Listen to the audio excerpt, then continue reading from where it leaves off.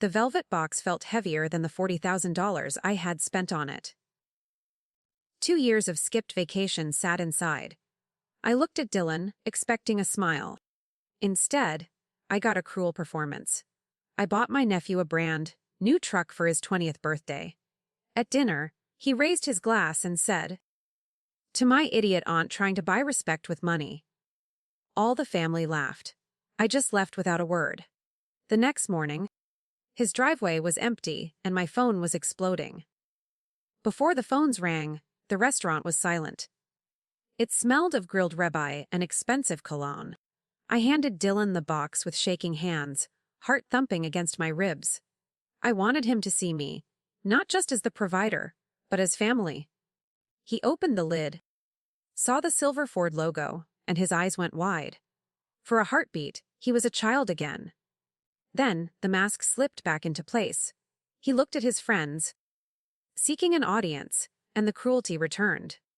The laughter following his toast wasn't just him, it was a chorus. My sister Sarah covered her mouth, giggling into her Chardonnay. Her husband Greg shook his head, chuckling like it was just boys being boys. They weren't laughing with me. They were laughing at my desperate attempt to be loved. I felt the heat rise up my neck, burning like a fever. I stood up, my chair scraping loudly against the floor. Dylan just smirked, dangling the keys from his finger like a trophy. I didn't make a scene or demand the keys. I simply walked toward the heavy oak doors, leaving the $300 dinner bill behind. Outside, the valet was waiting. "Leaving so soon, ma'am?" he asked. I looked past him to the black F-150 parked under the street lamp. It was gleaming, aggressive, and beautiful. "Yes," I said, my voice surprisingly steady. "Actually, I have the spare key. I'll take the truck. My nephew will be riding home with his parents." I wasn't shaking anymore. The engine roared to life with a satisfying growl. It smelled like new leather and possibilities. I adjusted the mirrors, seeing the restaurant entrance in the reflection. No one came running out. They were still inside, laughing at the idiot aunt who bought gifts she couldn't afford. I pulled out of the lot, tires humming on the pavement. I didn't go home immediately. I drove to my garage, the one I kept meticulously organized. I pulled the massive truck inside, the space barely large enough. The garage door rattled shut, sealing me in with the beast. I turned off the ignition, and the silence was heavy. I grabbed my tools immediately. Disconnecting the battery felt like surgery. I threw a canvas tarp over the cab, obscuring the shiny black paint. It looked like a sleeping giant now. I went into the house, locked the deadbolt, and poured a glass of water. As the engine ticked and cooled in the dark, I realized I wasn't sad. The checkbook was closed. The morning sun hit the kitchen counter, illuminating dust motes dancing in the silence. It was 7 o'clock, and the world outside was waking up, but my phone had been screaming for hours. I ignored the vibrating buzz against the granite as I poured dark roast into my favorite mug. 5 missed calls. 42 text messages. They started with confusion around midnight, shifted to panic by 1, and settled into pure, unfiltered rage by 3. I took a sip. The piece shattered with a violent thud against the front door. Bam, bam, bam. The wood frame rattled in its casing, sending a tremor through the floorboards. "Daisy, open this door." It was Dylan. I didn't rush. I walked slowly through the living room, clutching my mug like a shield. Through the bay window, I saw him. He was wearing the same button-down shirt from dinner, now wrinkled and stained. His face was flushed red, hands balled into tight fists. I unlocked the deadbolt and pulled the heavy door open, leaving the metal security screen between us. He stopped pounding, his chest heaving as he stared at me with pure hatred.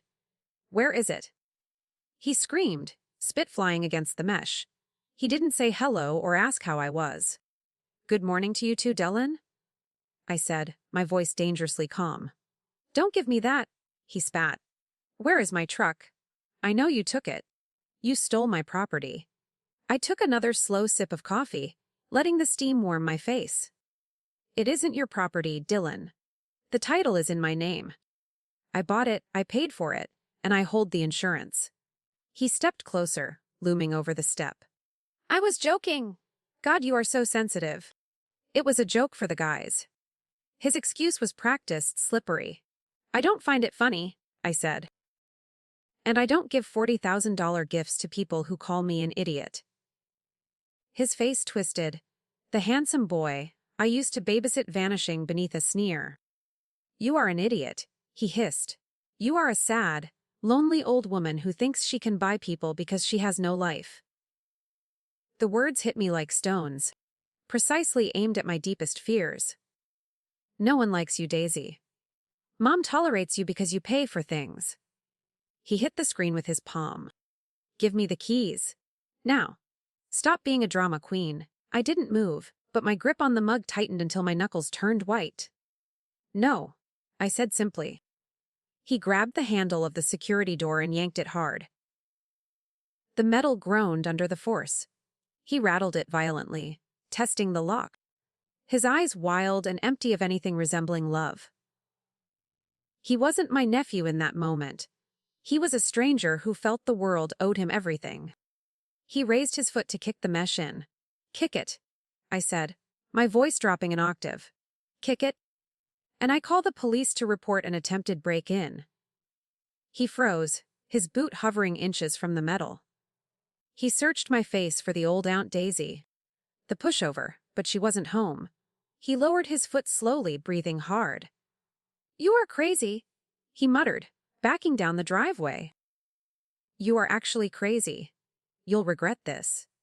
As he stormed off, I locked the main door, my hands finally starting to shake. The silence following Dylan's departure was fragile, lasting only until noon. I watched from the kitchen window as a silver sedan pulled into my driveway. It wasn't the police, it was my sister, Sarah. She walked up the path with the heavy, wary gait of a woman who carried the world's problems but solved none of them. She didn't knock. She just let herself in, her face a mask of practiced exhaustion. He's devastated, Daisy, she said, bypassing hello entirely. He's crying in his room. I didn't offer her tea or a seat. I stayed standing by the sink, arms crossed tightly over my chest. He wasn't crying when he tried to kick my door in this morning, I said flatly. Sarah waved a dismissive hand, settling onto a bar stool like she still owned the place. He is passionate. You know how boys are. He felt embarrassed in front of his friends. She looked at me with wide, pleading eyes. It was just a joke, honey. You're taking it so seriously. A $40,000 joke, I asked, my voice tight. When he failed chemistry, I paid the tutor. When he got caught shoplifting, I paid the lawyer. I have been paying for his mistakes for a decade. Sarah flinched, but I didn't stop. Last night wasn't a joke, Sarah. It was the truth. He thinks I am an idiot because you taught him that I'm just an ATM. The air in the kitchen grew heavy and cold. Sarah's expression hardened, shifting instantly from pity to annoyance. Sarah stood up, the martyr act vanishing as her face flushed pink. We are family, she snapped, her voice rising. We help each other. I didn't realize you were keeping a scorecard all these years. She walked toward me, invading my personal space. You have always been like this. Cold. Transactional. Maybe if you had your own kids, you would understand unconditional love. But you don't, do you? It was a low blow, aimed specifically at the empty guest room down the hall. I love him, I said, my voice shaking slightly. That's why I'm stopping this. Sarah laughed, a sharp, bitter sound. You aren't doing this for him. You are doing this because you are jealous. You are jealous of his youth, his potential, and the fact that he has a whole life ahead of him while you sit here alone. She grabbed her purse, sensing she had scored a point. Give me the keys, Daisy. Stop ruining his birthday weekend. He needs to drive the truck to the lake. I looked at her, realizing she truly believed her own twisted narrative. He can't drive it, Sarah, I said quietly. Even if I gave you the keys right now. He can't take it. She paused, her hand hovering over the granite counter. What are you talking about? I called the insurance company an hour ago. I explained, watching the color drain from her face. I canceled the policy on the truck. It's an uninsured vehicle. If he drives it, he's breaking the law. Sarah stared at me, her mouth opening and closing like a fish out of water. She finally realized the family vending machine had been unplugged for good. You really hate us, she whispered, clutching her purse tight against her chest. I hope that money keeps you warm at night. She turned and stormed out, slamming the door harder than Dylan had. I watched her drive away, leaving me alone in the quiet kitchen. The silence wasn't lonely anymore. It felt like armor. The silence I fought for didn't last through Sunday morning. My phone chimed with a relentless, chirping rhythm. But this time it wasn't family. It was strangers, distant cousins, and women from church. I can't believe you stole from a child. Read one text from a number I didn't recognize. Another message called me heartless. Dylan had taken his narrative public, spinning a tale of victimhood on social media. I stared at the glowing screen, watching my reputation curdle. He was weaponizing the community against me. I finally logged onto Facebook, my hands cold as I scrolled. There it was. A long, tearful post about how his controlling aunt had promised him a vehicle for work and then snatched it away to punish his independence. He left out the insults. He left out the drunken toast. The comments were a sea of support, validating his delusions. Stay strong, King, one friend wrote. She sounds toxic. I felt a phantom nausea. He wasn't just lying, he was erasing the truth. By Monday afternoon, the digital hate bled into the physical world. I pulled into my driveway after work to find my mailbox smashed. It lay in the ditch, a crumpled heap of metal and splintered wood. There was no note, just the jagged evidence of a baseball bat or a heavy boot. I stood by the roadside, cars rushing past, feeling exposed. This wasn't a prank. It was a message. He wanted me to know that my boundaries had consequences. I touched the cold metal. I didn't cry over the mailbox. Instead, I drove to the hardware store. I bought 3 motion sensor cameras and a heavy-duty padlock. I spent the evening on a ladder, drilling holes into the eaves while the sun dipped below the horizon. The neighbors watched from behind their curtains, wondering why the accountant was turning her home into a fortress.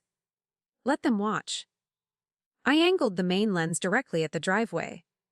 If he came back, he would be the star of his own movie. Tuesday brought a heavy, gray rain and a realization. As long as the F-150 was in my garage, it was a beacon. I called a private storage facility across town, one with a gated entry and 24-hour security. I waited until dusk to move it. Driving the truck through the wet streets felt illicit, like I was the thief he claimed I was. I parked it in Unit 42, rolled down the steel door, and snapped the lock shut. The garage at home was finally empty. Back home, my phone pinged again. I braced myself for another insult. But the name on the screen stopped me. It was Tyler, a boy Dylan used to be best friends with in high school, until a sudden falling out. I saw the post. The message read, "Don't let him gaslight you." He did the same thing to me with the concert tickets. I stared at the words. I wasn't the villain. I was just the latest target in a long, predictable pattern of exploitation. Tyler's message didn't fix the mailbox, but it steadied my hands. I replied with a simple, "Thank you," then turned off my phone. I walked through my dark house, checking every window lock twice. The cameras were blinking their rhythmic red eyes in the night, watching the empty driveway. The silence in the house was no longer lonely. It was a fortress. And the siege was just beginning. I went to bed dressed in jogging pants, ready to fight if the glass broke. The phone buzzed against the nightstand wood. A sharp, rhythmic vibration that sliced through my sleep at exactly 2 a.m. It wasn't a call. It was the specific, urgent chirp of the security app. Motion detected, driveway camera. I rolled over, heart hammering against my ribs, and grabbed the device. The screen glowed with a ghostly blue light, blinding me for a second. I blinked the blur away, focusing on the grainy monochrome feed. 2 hooded figures were creeping up the driveway, their shadows stretching long and thin across the concrete. I sat up, clutching the duvet to my chest, watching the pixelated drama unfold in real time. One figure was taller, lankier, moving with an arrogant swagger I knew too well. Even in a generic hoodie, Dylan's posture was unmistakable. He wasn't sneaking, he was marching like he owned the pavement. The other guy, shorter and stockier, looked nervous, constantly checking the street over his shoulder. Dylan pointed at the side door of the garage, the one with the weak latch I'd been meaning to fix. He pulled a crowbar from his jacket. I didn't scream, and I didn't turn on the lamp. I swiped to the garage interior camera, just as the side door popped open with a silent jerk. The feed switched to the dark, cavernous space of the garage, illuminated only by the intruder's flashlight beam cutting through the dust. They stepped inside, the light swinging wildly.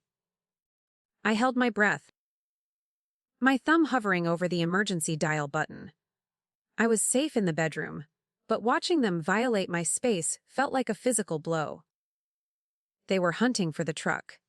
The flashlight beam swept across the concrete floor and found absolutely nothing.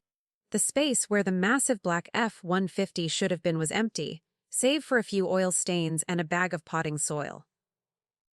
Dylan froze. He swept the light back and forth, as if the truck might be hiding in a corner or under a bench. It was a beautiful moment of silent comedy amidst the terror. He ripped the hood off his head, revealing his furious face to the camera. His mouth moved, shouting words the microphone didn't pick up. The confusion curdled instantly into violence. Realizing the prize was gone, Dylan swung the crowbar. He didn't aim for the door, he aimed for my life. He smashed my workbench, sending jars of nails shattering across the floor. He swept my gardening tools off the rack, the metal clattering silently on my screen. His friend tried to grab his arm, trying to calm him down, but Dylan shoved him away. This wasn't about the truck anymore. He wanted to hurt me. I pressed the silent panic button on the app, patching me directly to 911 dispatch. Address? The operator whispered. 24 Maple Drive. I murmured, my voice barely audible in the dark room. 2 intruders in the garage. One is armed with a crowbar. On the screen, Dylan found the spray paint I used for lawn furniture. He shook the can, the ball bearing rattling inside. He turned to the white drywall and began spraying jagged, angry lines. He was marking his territory, or maybe erasing mine. A siren wailed in the distance, faint but growing louder. The shorter friend heard it first. He grabbed Dylan's hoodie, dragging him toward the open door. Dylan took one last look at the camera, his eyes locking with the lens as if he knew I was watching him. He threw the paint can at the lens, and the feed cut to static. They were gone before the cruiser turned the corner. He hadn't just wanted the truck, he wanted to hurt me for taking it. And that changed everything. Friday night was a suffocating blanket of humidity and dread. I sat in my living room with the lights off, watching the street through the blinds like a paranoid shut-in. The police report from the break sat on the coffee table, a stack of paper that felt woefully inadequate against family madness. My phone lit up at 10 p.m., but it wasn't the security app this time. It was a text from Sarah, frantic and misspelled. My car is gone. Keys missing. Dylan not answering. The cannibalization had begun. I stared at the message, feeling a cold knot tighten in my stomach. Denial was Sarah's drug of choice, but reality was finally kicking down her front door. Dylan hadn't just retreated after the failed garage raid. He had doubled down on his entitlement. Blocked from my resources. He had simply turned and devoured his mother's. I was about to type a reply telling her to call 911 when the screen changed. An incoming FaceTime request from Dylan. His contact photo, a smiling high school graduation picture, felt like a ghost. I accepted the call. My thumb hovering over the red button. The image that filled my screen was a chaotic blur of neon streetlights and dark pavement. The camera shook violently, vibrating with the hum of an engine pushed too hard. Then, the lens flipped. Dylan's face filled the frame, illuminated from below by the ghostly blue glow of the dashboard. His eyes were wide, glassy, and manic. He wasn't just driving, he was flying. Wind roared through open windows, tearing at his hair and drowning out the radio. "Guess who got wheels, Aunt Daisy?" He screamed over the wind, his voice slurring slightly. He looked away from the road, staring directly into the camera lens with a terrifying, triumphant grin. "You thought you could trap me. You thought you could ground me like a little kid." He laughed, a jagged sound that made the speakers crackle. "I don't need your charity truck. I don't need your garbage keys. I take what I want." He held up a beer can, saluting the phone before taking a long swig. "Dylan, pull over," I said, my voice cutting through the noise in the quiet of my living room. "You are driving Sarah's car, and you are drunk. Stop the car right now." It was the voice I used to use when he was a toddler running near the pool, firm but terrified. He just sneered, the motion blurring on the screen. "Sarah's car. It's my inheritance, Daisy. It's all mine." He swerved slightly, the camera tilting wildly as the phone slid across the dashboard before he grabbed it back. He propped the phone up against the speedometer, giving me a front row seat to his recklessness. The needle was climbing past 90, shaking as it pushed toward the triple digits. "Look at that speed!" he yelled, the engine whining in protest. "This piece of junk can actually move if you force it." The background outside the windows was a smear of black and gray. He was on the interstate loop, the one with the sharp, unforgiving curves near the downtown exit. He was driving straight into a death trap.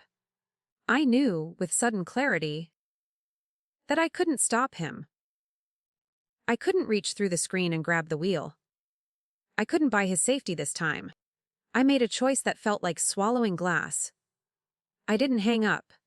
Instead, I pressed the screen recording button. A small red dot appeared in the corner of the display. I wasn't saving him anymore. I was documenting the crime. I was gathering evidence for the police report Sarah would inevitably refuse to file. It was the coldest thing I ever did. "Watch this turn," Dylan shouted, his eyes shifting back to the road too late. The phone slid violently to the right as the car jerked. I heard the tires scream, a long, high-pitched wail that sounded like a human shriek. The image on the screen spun into a kaleidoscope of dashboard lights and darkness. Sparks flew across the frame, bright orange streaks against the black. Then came the sound.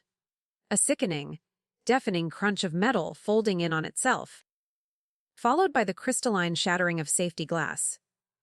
The chaos ended as abruptly as it began. The phone must have been thrown from the mount, because the camera was now staring up at a torn piece of upholstery, and the night sky through a missing windshield. Dust motes, or maybe smoke, drifted through the harsh light of a single street lamp. There was no screaming, there was no movement. The only sound was the rhythmic ding-ding-ding of the open door chime, and the hiss of a ruptured radiator. Dylan was nowhere in the frame. I sat frozen in my living room, the phone trembling in my hand. A robotic female voice spoke from the wreckage on the screen. "Crash detected. Dialing emergency services." I listened as the automated call connected, the operator's voice tinny and far away. I ended the FaceTime call, my finger leaving a smudge on the glass. The silence that rushed back into my house was heavy, suffocating, and absolute. The screen went black, but the sound of crunching metal echoed in my living room for hours. The hospital smelled of antiseptic and stale coffee, a scent that always triggered a headache. I walked through the sliding glass doors at 2 a.m., my purse heavy against my hip. I wasn't rushing. I had stopped for gas on the way, a petty act of rebellion against the urgency they expected from me. The fluorescent lights hummed overhead, casting a sickly pallor on the linoleum. I wasn't here to save anyone this time. I was here to witness the wreckage. I checked my phone. The video file was saved and backed up. Sarah was huddled in the waiting room corner, looking small and shattered. Greg stood over her, his face gray, staring at a vending machine like it held the answers to parenting. When Sarah saw me, she didn't ask if I was okay after the garage break-in. She lunged forward, grabbing my hands with icy fingers. "He's alive," she whispered, her eyes red, rimmed and frantic. "Broken leg, ribs, concussion. But Daisy, the police are here. They are asking about the car. They are asking if he had permission." I pulled my hands back, the physical contact making my skin crawl. "He stole it, Sarah," I said, keeping my voice low. "He stole it. And he wrecked it." Sarah shook her head violently, her earrings trembling. "No, you can't say that. If it's theft, it's a felony. He'll go to jail. Just tell them you knew he was taking it.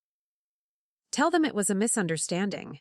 She was begging me to commit perjury to protect a man who had terrorized me for a week. The desperation was pathetic.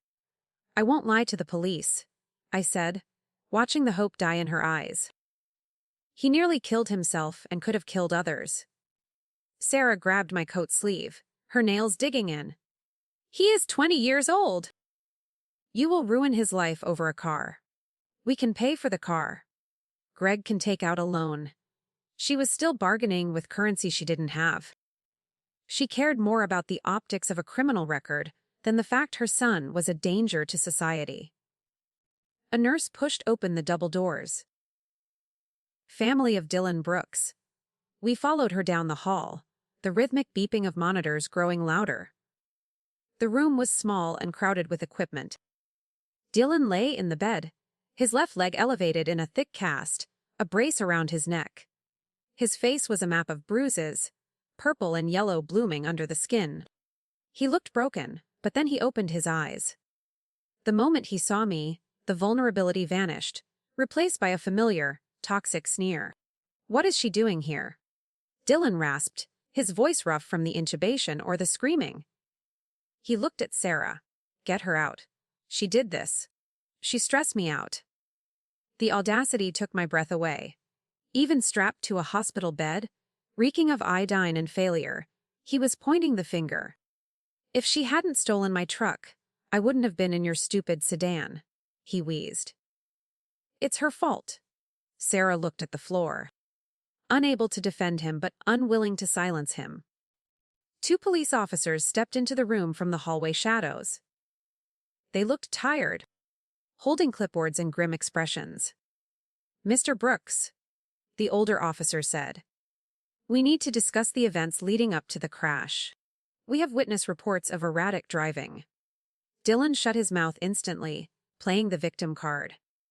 Sarah stepped forward, opening her mouth to spin the lie she had begged me to tell. "Officer," she started, her voice shaking. "It was just a misunderstanding. He had permission to use the vehicle." "No, he didn't." I interrupted, my voice slicing through the room. I stepped between Sarah and the officer. "And he didn't have permission to break into my garage with a crowbar 3 hours prior either." Sarah gasped, a strangled sound. I pulled my phone from my pocket. "Officer, I was on a video call with him during the crash. I recorded it. He admits to stealing the car, and you can see he was intoxicated." I unlocked the screen and handed the evidence over. The room went dead silent as the officer took the phone. Dylan's face went pale, the bruises standing out in stark relief. "You witch," he whispered. "You actually recorded me."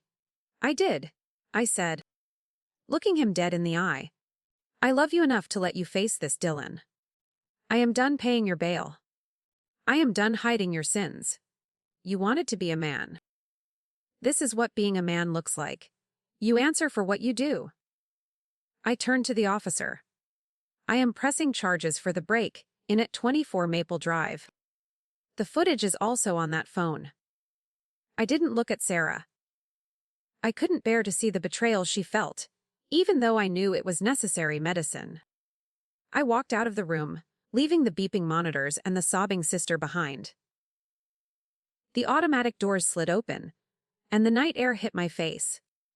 It was cold and sharp, but for the first time in years, I could finally breathe. 6 months later, the black F-150 wasn't a symbol of resentment anymore. It was just a truck. I downshifted as I pulled onto the gravel road near the nursery, the bed loaded with bags of organic potting soil and cedar mulch. The engine hummed a low, steady note that sounded like contentment rather than vengeance. I had kept it. At first, it was out of spite, but now it was purely practical. I rolled the window down, letting the crisp autumn air fill the cab. It smelled like burning leaves and freedom. When I got home, the mail was waiting on the kitchen counter, where I'd left it that morning. On top of the utility bill sat a plain white envelope with a stamp that looked too official. The return address was stamped in red ink key. County Correctional Facility. My stomach gave a familiar lurch, a phantom echo of the old anxiety. It was from him. Dylan had been serving his time for grand theft and reckless endangerment since the plea deal. I stared at his handwriting. It was jagged, hasty, and pressed hard into the paper. I picked up the envelope, testing its weight in my hand. Sarah had called me last week, weeping into my voicemail, begging me to visit him because he had changed. She was still running the same exhausted script, trying to smooth over jagged edges with her tears. I hadn't answered her call. Now, holding his words, I felt the old pull to fix things. I wondered if he was apologizing or just asking for commissary money. The curiosity was a trap, a hook trying to snag the old daisy who lived for their approval. I didn't tear it open. I walked to the junk drawer, the one that used to hold the spare key he stole. I opened it and dropped the sealed envelope inside, right next to a dead battery and some loose twine. I wasn't throwing it away, but I wasn't letting it dictate my afternoon. I would read it when I was ready, maybe next month, maybe next year. The power dynamic had finally shifted. His demands were locked in the dark. I was standing in the light. I went back outside to the truck and hauled a 40-pound bag of soil onto my shoulder. The weight felt good, grounding and real. I dumped the earth into my new raised beds, spreading the dark, rich soil with my bare hands. I wasn't the accountant who wrote checks to buy love anymore. I was just a woman building a garden for herself. The sun warmed my back, and for the first time in 20 years, the silence in my head wasn't filled with their voices. It was just quiet. Later that evening, I sat at my laptop with a glass of wine. I opened the savings account, the one I had drained and replenished over decades for ungrateful relatives. The balance was healthy again. I clicked confirm on a flight to Italy, a solo trip I had dreamed of since my 20s. The confirmation email dinged, a sweet sound of finality. I looked out at the driveway where the truck sat gleaming under the motion sensor light. I finally realized that the most expensive thing I ever bought wasn't the truck. It was my own freedom.